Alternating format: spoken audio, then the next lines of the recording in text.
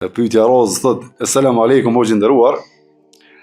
A është e saktë nëse sunetet e sabahut i falin në shtëpi, pastaj kur shkojnë në xhami, nëse nuk e kanë thirrë ezanin, fali 2 rekate për xhamin.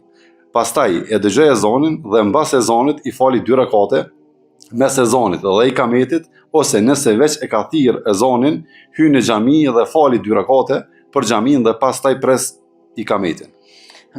Wa alaikum assalam wa rahmatullahi wa barakatuh. Kretë që e folë është sakt, vetëm në aspektin e radhitjes është një vrejtje.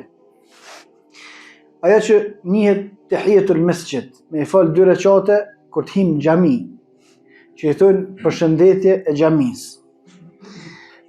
Hadith sakt pejgamberi sallallahu alaihi wasallam ka thënë: "Idha dakhala ahadukum al-masjid", kur të hyn dikush për juve në xhami, fala yaq'ud hatta yusalli rak'atayn, mos ulet pa i fal 2 rekate. Tash këto janë 2 rekate tahiyatul masjid, përshëndetje për xhami.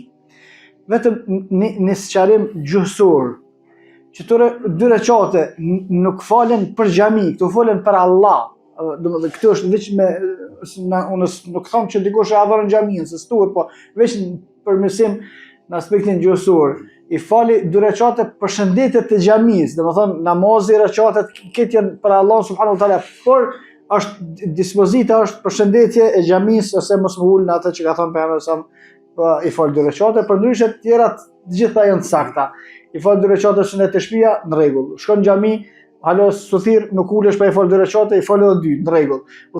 Thirrë zoni, pastaj ka në hadith sakt pejgamberi sa me sezonit dhe ikametit ka 2 rekate namaz për ata të cilët dëshirojnë me fal, kjo është e saktë. Pastaj edhe një informat shtesë që me thonë, masi që të falet namazi sabahut, nuk lejohet me fal namaz derisa të lind dielli, edhe del sa një shtiz ose parafërsisht 20 minuta pasi që ka lind dielli. Wallahu a'lam.